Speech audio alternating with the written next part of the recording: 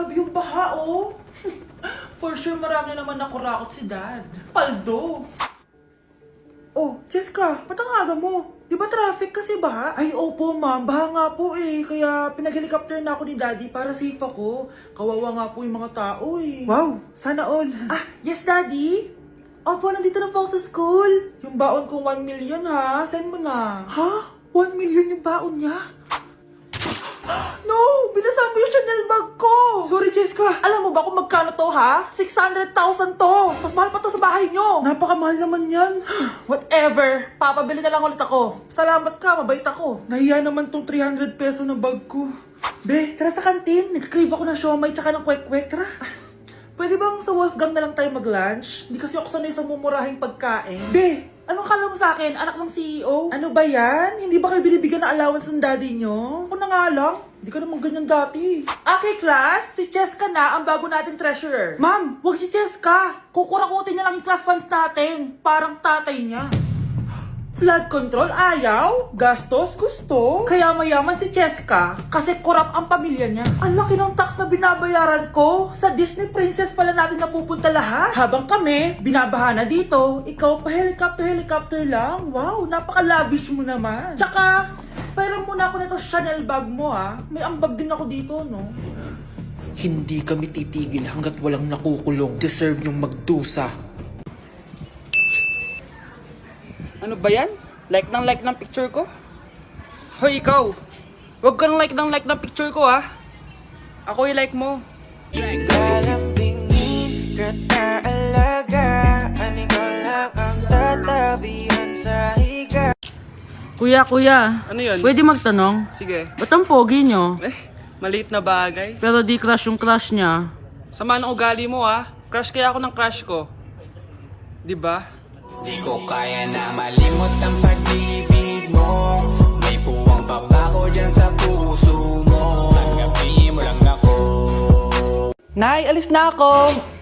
Anak, nagtutbrush ka ba? Parang medyo may amoy. Ha? Oo nga, pero nagtutbrush naman ako, Nay. Sigurado ka bang hindi fake yung nabili mong toothpaste? Di ko alam, Nay. Nay, nakauwi na ako. Oh, anak, anong nangyari dyan sa mukha mo? Nagre-rejuve ka ba? Ha? Ha? Na-sunburn ako, Nay. Naglagay naman ako ng sunscreen eh. Anong nangyari sa mukha ko? Ayak ka na naman eh. Sigurado ka bang hindi fake yung nabili mong sunscreen, ha? Di ko alam kung totoo yun, pero mura lang kasi yun eh. Bakit parang puro fake na lang nabibili ko? Bili na lang ako sa Shopee Mall.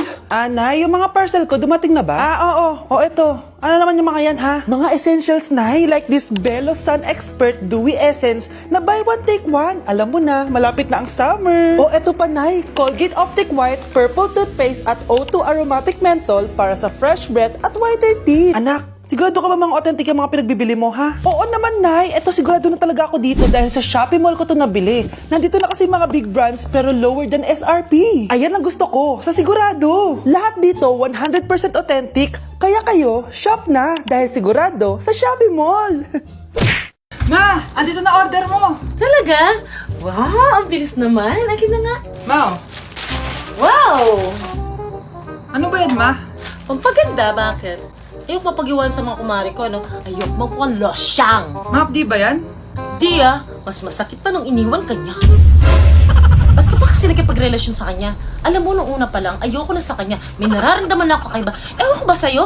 Bakit pinatulan mo pa yun? Yun tuloy, nasaktan ka. Ka na nga magjojowa. Ma, tinanong ko lang naman kung mahabdi yan eh. Basta, huwag ka na magjojowa. It really hurts ang magmahal ng Samahan niyo ako magpaligo kay Ravi. Tara, calm down, calm down. Ravi, say hi. Ayun, So alam niya na yung spot niya kung saan siya maliligo. Binabasa ko muna siya para kapag sinampo ko siya, mabula na. Kami, boy. Oh. Ayun, ganyan lang siya. Like that. So guys, si Ravi lang yung dog na nagstay sa amin kasi yung previous namin dogs, yung isa poodle and then yung isa yung shih tzu. Parang 3 months pa lang sila, tapos parang nagkasakit ata ng parvo.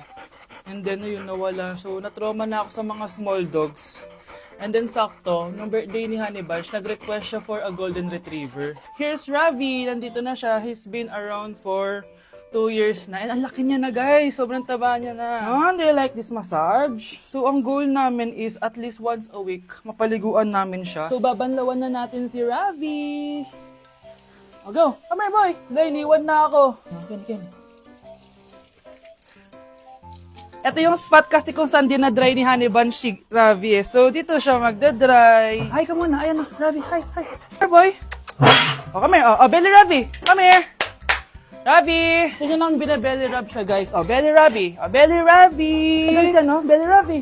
Belly Ravi. Belly Ravi. Say bye-bye.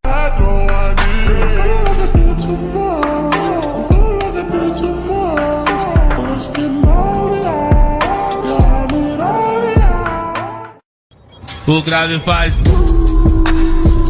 e a bunda dela bate. She gon' enter and she twerk. She gon' enter and she twerk. She gon' enter and Pag naririnig mo to, nasa kabilang banda kami nang hinahanap mo. Pamparam pam pam, pamparam param pam. Sumabay lang sa bayo, sarap sa pakiramdam. Pamparam pam pam, pamparam param pam. Nagawa namin ito habang bilog din ang buwan.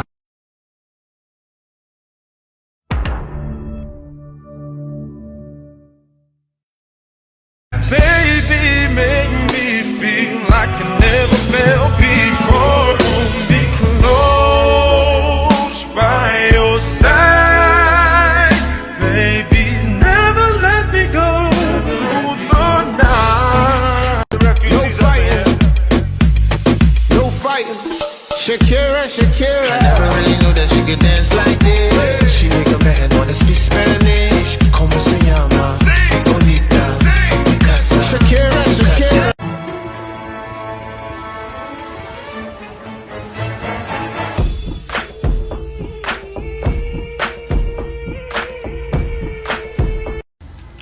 Uy, sino hinahanap mo? Yung jowa mo? Wala naman akong ganon. Oh, sad naman. Okay lang. Wala din naman jowa yung nanonood. Don't leave me! Ay, wait! Nahanap ko na pala yung jowa ko. Nasaan siya? Ayan oh, nanonood.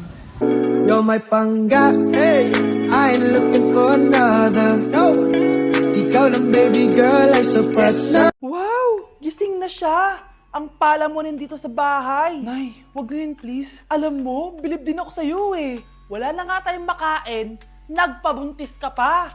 Buti pa yung anak ni Rosa, pag-aaral ay natupag. Nakakawalang gana! Yan, umalis ka! Diyan ka magaling! Kasalanan mo to! Sinira mo yung future ko! Ate, please, tigilan mo yan. Walang kasalanan yung bata. Hindi! Dahil dito, galit sa akin si nanay. Kaya dapat mawala na to! Ate, wag! Ate! Anak, kain ka na. Nay? Sorry anak ha sa mga sinabi ko. Hayaan mo, babawi ako sa'yo ha. Thank you, Nay. Nay, sumasakit yan ko. Nay. Oo, yung pinag-usapan natin ha. Hihintayin ko lang mga anak tong babaeng to. Pag nabigay ko na yung bata, ibigay mo na agad yung pera sa akin ha. Palak ibenta ni nanay yung anak ko. O anak, okay ka lang? Walang iya ka, Nay! Ang sama mo! Akala ko, totoo nagbago ka na. Pera pa rin pala yung nasa utak mo. Abay, bakit? Wala ka nang pakinabang dito. At least yung anak mo, mapapakinabangan ko. Wala ka namang papakain dyan eh. Napakasama mo! Lalayas na ako sa impyernong to! Sige, lumayas ka! Sino tinakot mo? Tignan natin kung saan ka pupulutin. Hello, Bes. Hello, Bes. Kilala mo ba si Edward? Oo, Bes. Siya yung ama ng dinadala ko. Mayaman pala sila, Bes. Gusto kanyang makita kasi gusto niyang panagutan yung baby mo. Talaga? Oo, Bes. Ito na yun, Bes. Bes, hindi mo na kailangan magtiis na nanay mo. Hindi pwedeng anak ko lang ang makikinabang sa yaman ng lalaking yun. Dapat ako din. Wow, Edward. Ang ganda naman ng bahay mo. Simula ngayon, Scarlett. Dito ka natitira, ha? Masanay ka na. Matanong ko lang, bakit pala gusto mo akong panagutan? Eh, di ba iniwan mo na ako? Scarlett, hindi naman talaga kita iniwan. Alam mong, kinailangan ko lang sumama ng matagal sa ibang bansa. Kasama yung mga magulang ko. Ang importante, nandito na ako, Scarlett. Bubuo na tayo ng pamilya. Ang sarap naman pakinggan nun. Oh, Scarlett, bakit? Ang sakit ng tiyan ko! Ha? Teka lang, tatawag ako ng nurse, ha? Diyan ka lang. Edward. Buti na lang dumating ka, tita. Ako, Edward, salamat sa pera, ha? Makakasiguro kang kay Scarlett Lato mapupunta. Bakit nandito yung babaeng yan, ha? Paalisin niyo yan! Ha? Anong nangyayari? Scarlett? Anak, di mo ba kilala? Nanay mo ko. Hayaan mo, baka dala lang ng pagbubuntis niya. Tawag lang po ako ng nurse, ha? Scarlett, dyan ka lang, ha? Edward, wag mo kang iwan, please! Wag mo kang iwan dito sa babaeng to! Akala mo ba makakatakas ka sa akin? Binigyan ako ng malaking pera ni Edward, oh. Nakuha ko ng gusto ko. Ngayon, pwede ka na mawala. Nay, wag po, please. Scarlett, pigilan niyo babaeng yan! Brianna? Tita, anong ginagawa niyo kay Scarlett, ha? Wala. Ina-adjust ko lang yung unan niya. Napakasama mo, tita. Sariling anak mo, papatayin mo. May ipapakulong ako dito. Ano? Kulong? Edward, nakatakas siya. Scarlett, hayaan mo na siya. Hindi ka na niya pwedeng saktan, ha? Paano yung pera? Buti na nakatakas ako. At least may cheque naman ako. Nasaan na yun? Nasaan na yung cheque? Ito, oh. Naiwan niya. Thank you, Edward. Masaya ako para sa inyo, ate. Scarlett, Brianna, hanggat nandito ako, poprotektahan ko kayong dalawa. Baby, away tayo. O ano, anak? Puro bebe time na lang? Di ba may exam ka pa bukas? Opo, Nay. Try mo kaya mag-review para di ka puro bagsak. Diyos ko. Sige, Nay. Challenge accepted. Makaka-perfect ako sa exam bukas. Sino nagsabing hindi ko kaya mag-review? Baka Scarlett to. Ba't tumatawag na to? Oh, bakit, Bes? Nag-review ako. Te, may bago akong chika. Importante ba yan? Importante. So, eto na nga. Go, Te! Spill the tea! Ano nangyari? 1 hour later. O siya, sige na, Te. Magre-review na talaga ako. Storbo. Saan na ba ako? X, Y... Hala, break na sila. Ano nangyari? 1 hour later. Mag-review na nga ako.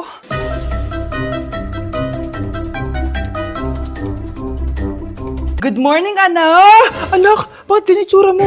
Hanay, nag-review ako buong gabi. Akala ko puro numbers lang yung math.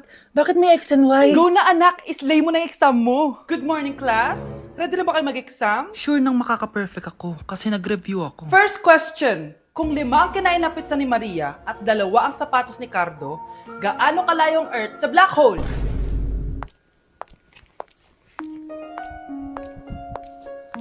Hindi man lumabas ang mga nireview ko. Ang importante, maganda ako. Grabe ka talaga, anak. Best CEO Award. Deserve mo talaga yun. Thank you, Nay. Grabe ka na talaga, anak. Iba ka na. Oh, tara na. Naghihintay na yung mansion mo.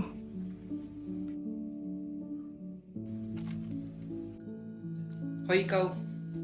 Wala ka mararating sa buhay. Alam mo kung bakit? Kasi mahirap lang pamilya mo. Ang malas mo naman, pinanganak ka mahirap. Akala mo ba makakaahon kayo sa kahirapan sa pag-aaral mo? Sa panaginip mo. Kaya kung ako sa'yo, mag-drop ka na. Kasi wala ka naman mararating.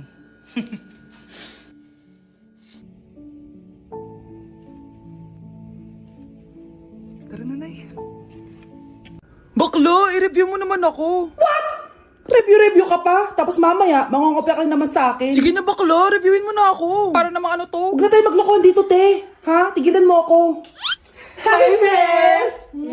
Bes, ikaw na lang mag-review sa akin. What? Sige na, te. Meme ka bakla, hindi ka naman nagaganyan. Parang di kita nire-review dati, ah. Ako kasi te, nagre-review talaga ako, pero ikaw hindi. Leche ka. Tara na nga, Bes. Mag-review tayo to. Mga pangit. Naku, taas na naman ang kuryente natin. Sino ba kasing aircon na aircon dyan? Si ate, buong araw nag-aircon. Wow, kala mo din nakiki-aircon. Anay, kailangan ko na daw po magbayad ng tuition para makapag-exam ako. Ha? Bayarin na naman? Sige, anak. Nay, due date na pala ng internet natin. Baka maputulan tayo. Oh, isa pa yan. Naku, sabay-sabay na. Oh, wala na naman pala naman to ref natin. Naku, kailangan na natin mag-grocery. Nay, nagpadala na daw si tatay. Ay, buti naman. Umulan pa, patay! Paano kaya pupunta sa remittance center neto? Ano ka ba, Nay? Nagpadala si tatay via GCash at may bonus credits pa. Wow! High-tech na pala, anak. Paano yung mga bills natin? Pwede din yan sa GCash, Nay. Ayan, kaka-cellphone mo yan. Ay, mali. Kaka-GCash mo yan. Kaya magpadala na sa GCash dahil diretso sa GCash wallet mo ang remittances abroad. Hindi ka nalalabas ng bahay dahil hassle-free at 24/7 tong available. At wala tong transfer fee sa mga verified users. Grabe, anak, ang bilis na pala ngayon. O, di ba, Nay? Kaya mo? I-Gcash mo! Iba na talaga ngayon, no? Nung panahon namin, ang layo pa na pinupuntahan namin para makapagpadala. Hulaan ko, Nay, tumatawid pa kayo ng bundok at ilog, no?